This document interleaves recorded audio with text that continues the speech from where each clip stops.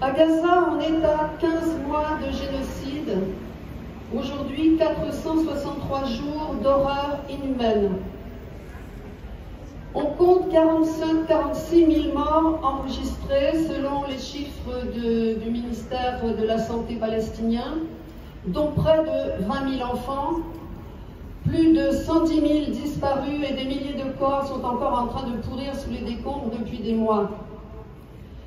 Mais on vient d'avoir une information provenant du journal médical anglais de Lancet qui indique que 40% environ de morts supplémentaires sont à compter et ils évaluent, eux, à au moins 64 000 le nombre de personnes assassinées enregistrées.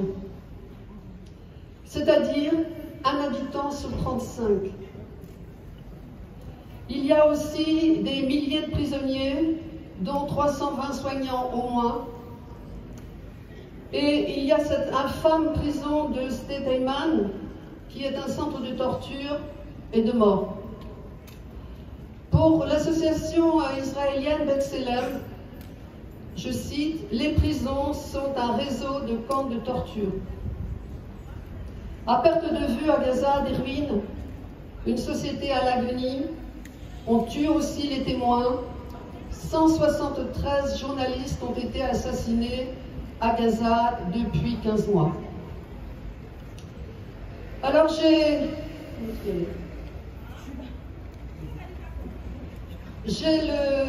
le grand plaisir de laisser la parole maintenant à Malika, qui est notre amie et camarade infirmière, qui revient d'une mission médicale à Gaza.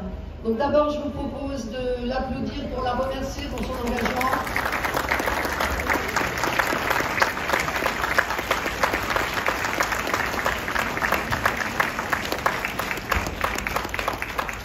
Et puis elle va nous dire tout ce qu'elle a vu, tout ce qu'elle a vécu pendant ces 15 jours de mission médicale. Bonjour à tous.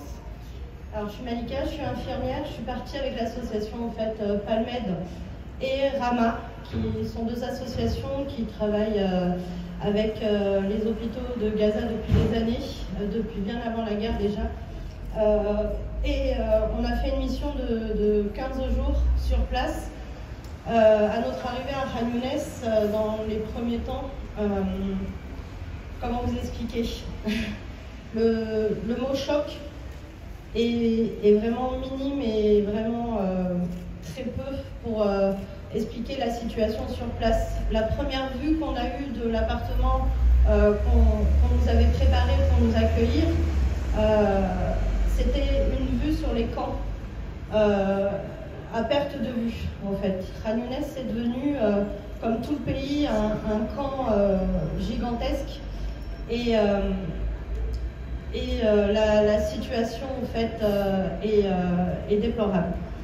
Ensuite, on est monté dans le nord de Gaza, à l'hôpital Al-Madani, et on a été accueillis vraiment très chaleureusement par tous les soignants, par toute la population. Et là, le deuxième choc, à peine 2 heures après notre arrivée, comment vous dire, on est arrivé dans la nuit tombante, là-bas c'est à 17h30, et les bombardements commencent à 17h30, intensivement. Et donc on entendait les bombardements tout proches de l'hôpital, et on en a entendu un qui a fait beaucoup de victimes et beaucoup de blessés. On s'est donc préparé 2 heures après notre arrivée, on est descendu aux urgences. Et les premières victimes croisées, quand je parle de victimes, c'est de décès, c'était 7 enfants. 7 enfants dans les bras parce que c'est les premières victimes. Les enfants sont fragiles comme les personnes âgées. Et c'est les plus grandes victimes de cette guerre en fait. Ensuite on est arrivé aux urgences et là c'était le chaos. Le chaos pourquoi? Parce que par manque de matériel, parce que les équipes, malgré leur épuisement là-bas sur place, sont motivées, restent disponibles. Il y a des médecins rencontrés qui n'ont pas pris depuis 1 an et 3 mois depuis le début de la guerre de jours de repos. Je ne sais pas ce que ça peut vous résonner dans la tête ou pas, mais je ne sais pas comment ils font pour travailler 7 jours sur 7, 24 heures sur 24, parce qu'il y a eu beaucoup de pertes de médecins il y a eu beaucoup de pertes d'infirmiers et qui avaient de l'expérience. Beaucoup des équipes ont été, en fait, même pas des équipes, c'est des étudiants, en fait. Beaucoup d'étudiants en internat médical ou en école d'infirmière ont été mis un peu comme ça, d'un coup, dans le monde professionnel et ont été mis au niveau des urgences, au niveau des soins, mais qui n'ont pas été formés comme il faut, parce que les écoles étant détruites, les facultés étant détruites, le système entier étant détruit, ils ne peuvent pas. Donc nous, en tant qu'humanitaires, on est venu renforcer leurs équipes avec l'expérience qu'on a, et on a essayé de soulager un peu leur manque, en fait, tout court, que ce soit matériel, humain et médicamenteux, parce que c'est juste impossible de travailler en chirurgie, d'amputer, de suturer des plaies sans anesthésie, au fait. Il y en a très peu, donc sauf qu'on doute, on choisit les patients qui en auront le plus besoin selon l'ampleur de l'amputation ou de la plaie. Mais moi, je me suis vue suturer des enfants sans anesthésie. Je me suis vue suturer des plaies qui auraient dû être prises en charge au bloc opératoire, aux urgences, sans anesthésie. Et tout ça dans le chaos le plus total. Les gens arrivent en état de choc et on leur laisse même pas le temps parce qu'il faut aller vite. Et ça c'est inhumain, en fait. C'est juste inhumain. Je vous parle même pas de l'état du pays. Je l'ai traversé du sud au nord et du nord au sud. Et le pays est à plat. Le chaos, le néant, ce sont des mots encore trop faibles pour expliquer ce qui se passe là-bas réellement.